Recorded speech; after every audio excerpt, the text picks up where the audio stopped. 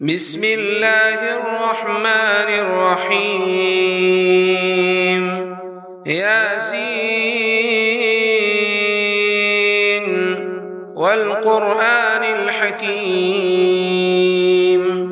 إنك لمن المرسلين على صراط مستقيم تنزيل العزيز الرحيم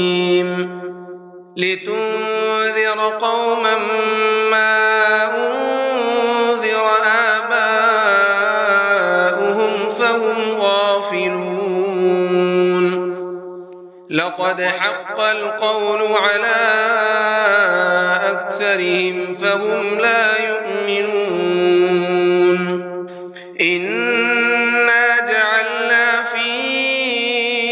أعناقهم أغلالا فهي إلى الأذقان فهم مقمحون وجعلنا من بين أيديهم سدا ومن خلفهم سدا فأغشيناهم فهم لا يبصرون وسواء عليهم أأنذرتهم أم لم تنذرهم لا يؤمنون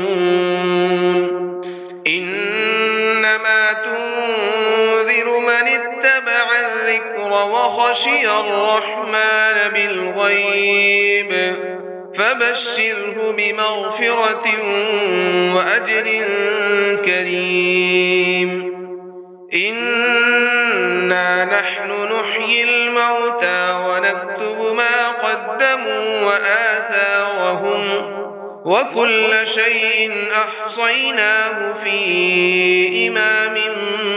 مبين واضرب لهم مثلا أصحاب القرية إذ جاءها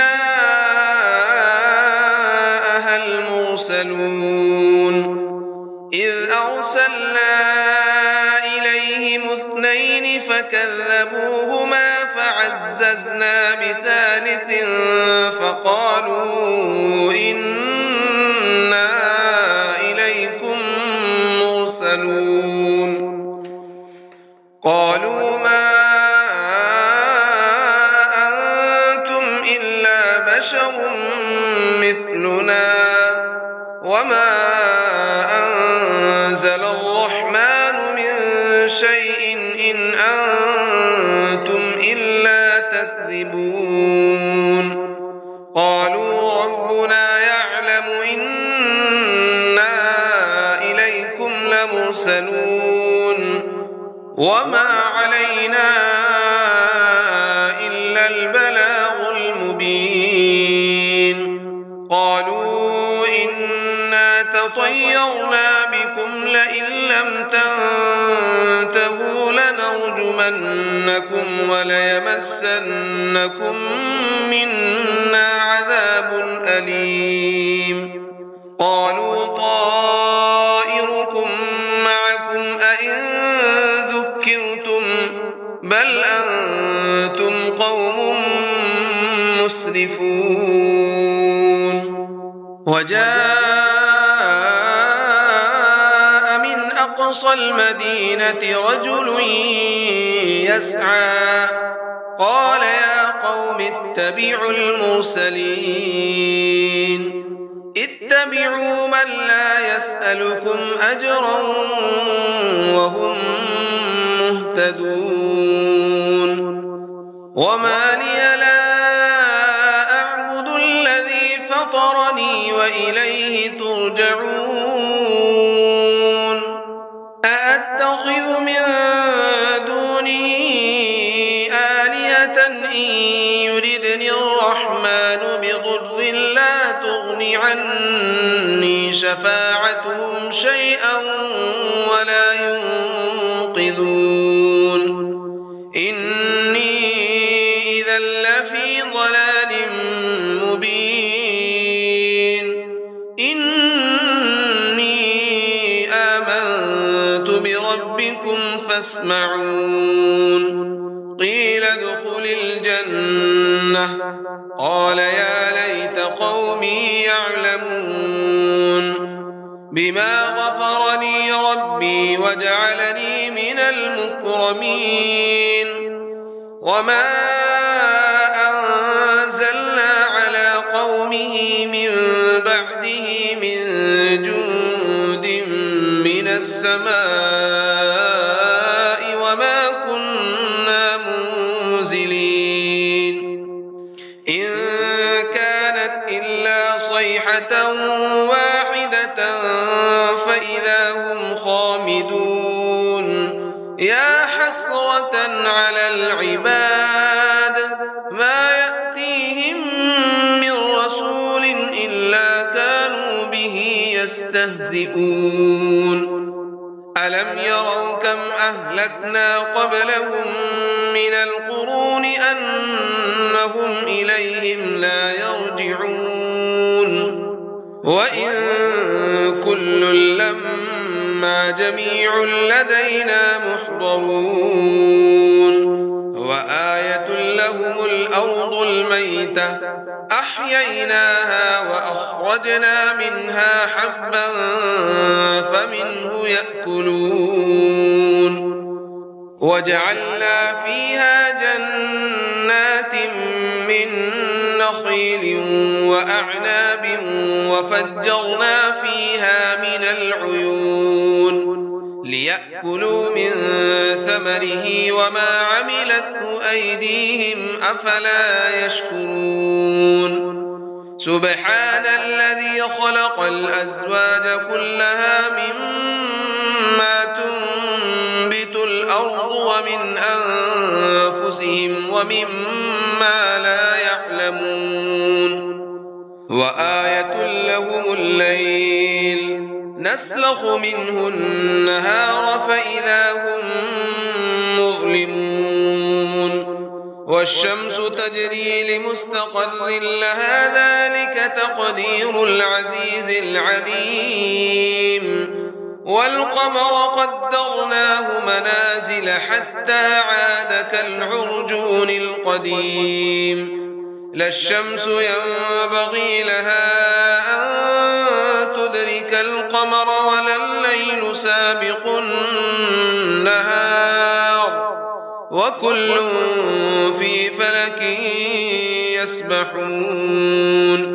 وآية لهم أنا حملنا ذريتهم في الفلك المشحون وخلقنا لهم من مثله ما يركبون وإن نشأ نغرقهم فلا صريخ لهم ولا هم ينقذون إلا رحمة منا ومتاعا إلى حين وإذا قيل لهم اتقوا ما بين أيديكم وما خلفكم لعلكم ترحمون وما تأتيهم من آية من آيات ربهم إلا كانوا عنها معرضين وإذا قيل لهم أنفقوا مما رزقكم الله قال الذين كفروا للذين آمنوا أنطعم من لو يشاء الله أطعمه إن أنتم إلا في ضلال مبين ويقولون متى هذا الوعد إن كنتم صادقين ما ينظرون إلا صيحة واحدة تأخذهم وهم يخصمون فلا يستطيعون توصية ولا إلى أهلهم يرجعون ونفخ في الصور فإذا هم من الأجداث إلى ربهم ينسلون قالوا يا ويلنا من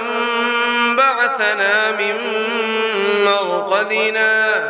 هذا ما وعد الرحمن وصدق المرسلون إن كانت إلا صيحة واحدة فإذا هم جميع لدينا محضرون فاليوم لا تظلم نفس شيئا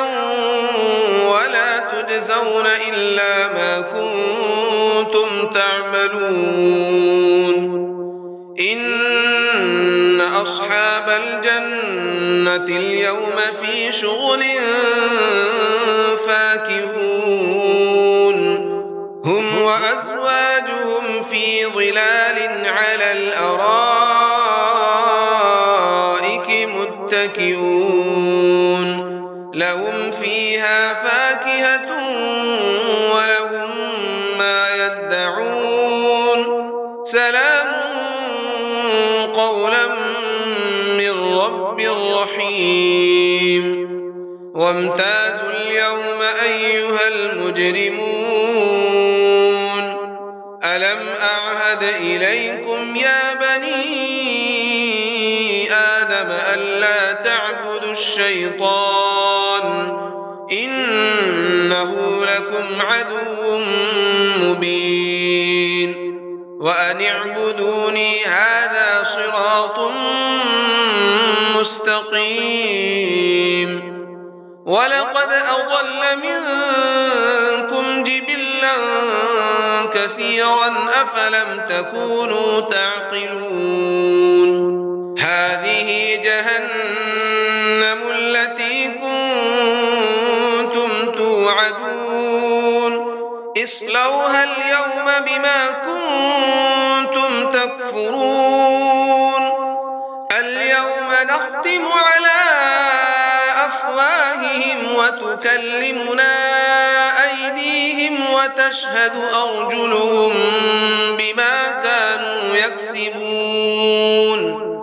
ولو نشاء لطمسنا على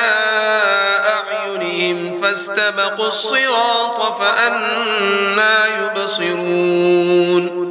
ولو نشاء لمسخناهم على مكانتهم فما استطاعوا مضيا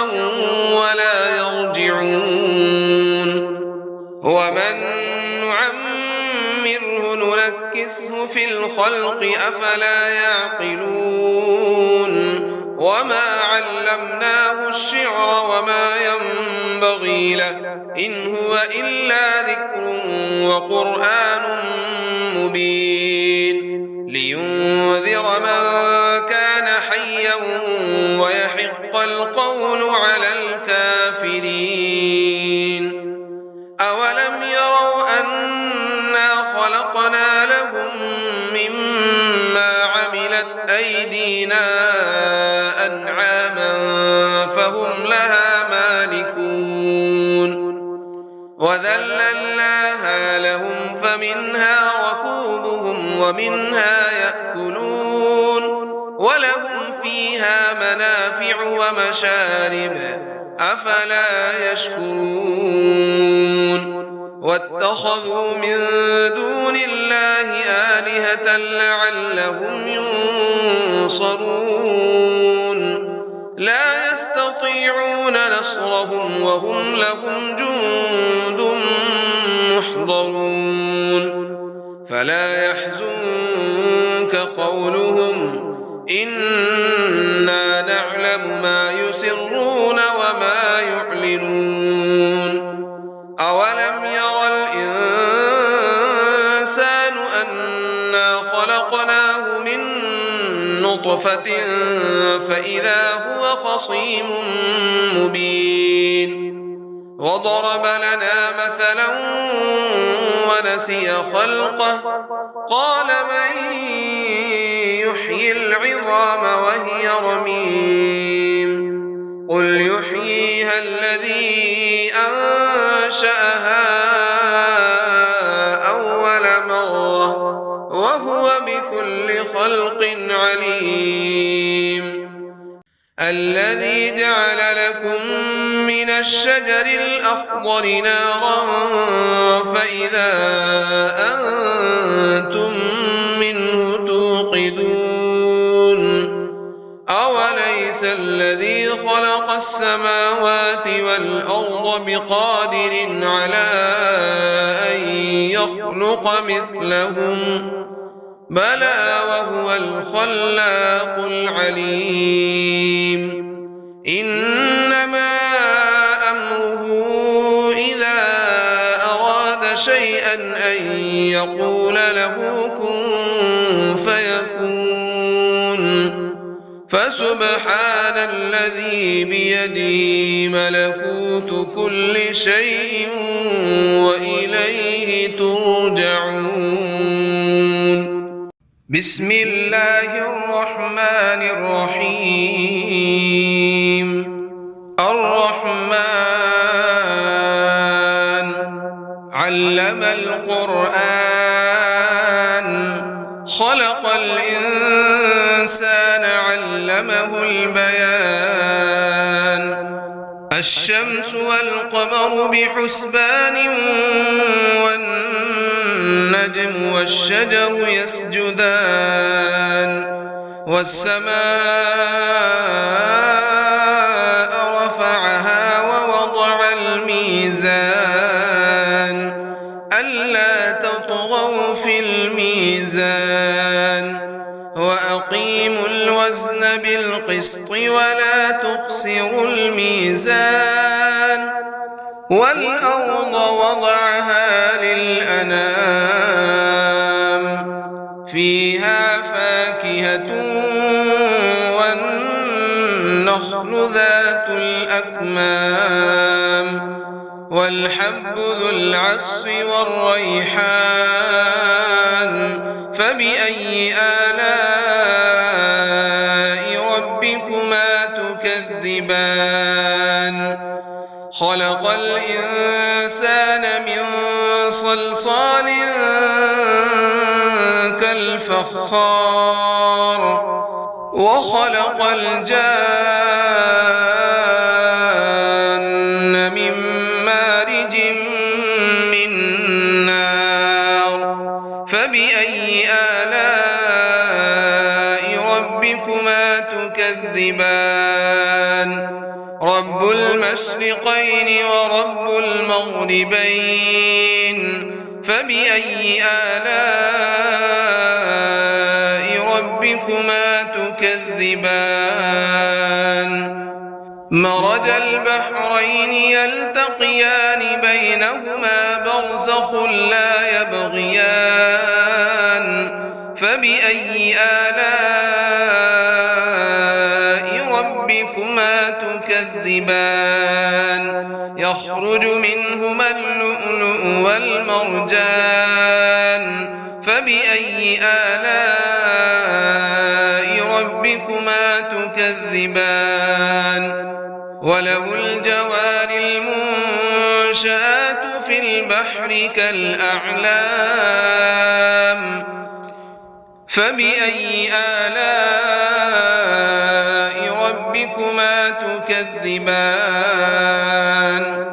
كل من عليها فان ويبقى وجه ربك ذو الجلال والإكرام فبأي آلاء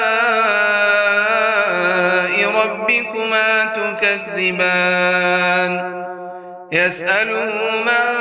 في السماوات والأرض كل يوم هو في شأن فبأي آلاء ربكما تكذبان سنفرغ لكم أيها الثقلان فبأي آلاء ربكما تكذبان يا معشر الجن والإنس إن استطعتم أن تنفذوا من أقطار السماوات والأرض فانفذوا لا تنفذون إلا بسلطان فبأي آلاء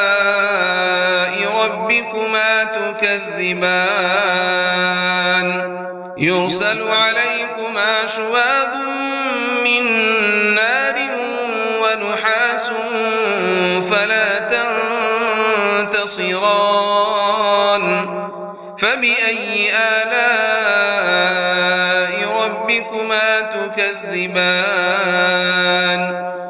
فإذا انشقت السماء فكانت وردة كالدهان فبأي آلاء ربكما تكذبان فيومئذ لا يسأل عن ذنبه إنس ولا جان فبأي آلاء ربكما تكذبان يعرف المجرمون بسيماهم فيؤخذ بالنواصي والأقدام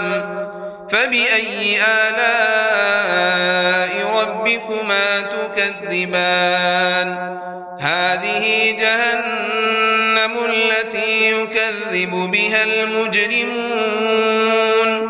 يطوفون بينها وبين حميم آن فبأي آلاء ربكما تكذبان ولمن خاف مقام ربه جنتان فبأي آلاء ربكما تكذبان ذواتا أفنان فبأي آلاء ربكما تكذبان فيهما عينان تجريان فبأي آلاء ربكما تكذبان فيهما من كل فاكهة زوجان فبأي آلاء ربكما تكذبان متكئين على فرش بطائنها من استبرق وجنى الجنتين دان فبأي آلاء ربكما تكذبان فيهن قاصرات الطرف لم يطمثهن إنس قبلهم ولا جان فبأي آلاء ربكما تكذبان كأنهن الياقوت والمرجان فبأي آلاء ربكما تكذبان هل جزاء الإحسان إلا الإحسان فبأي آلاء ربكما تكذبان ومن دونهما جنتان فبأي آلاء ربكما تكذبان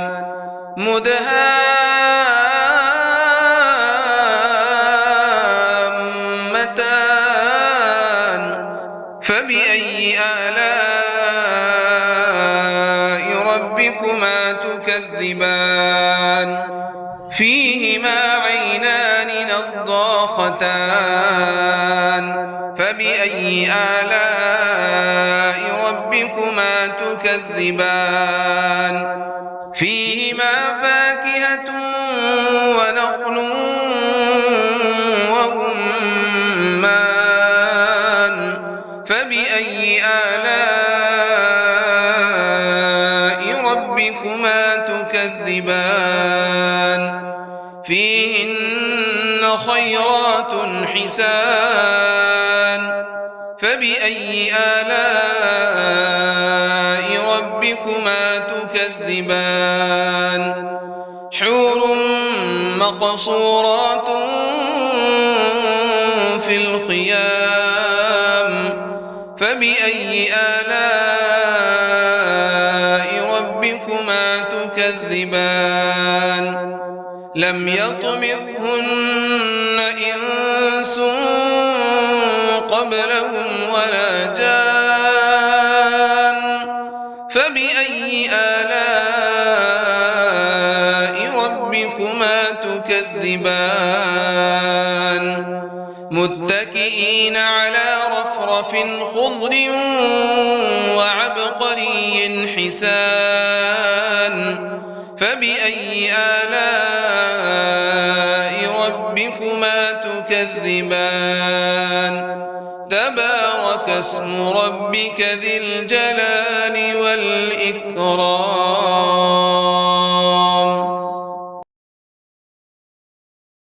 صدق الله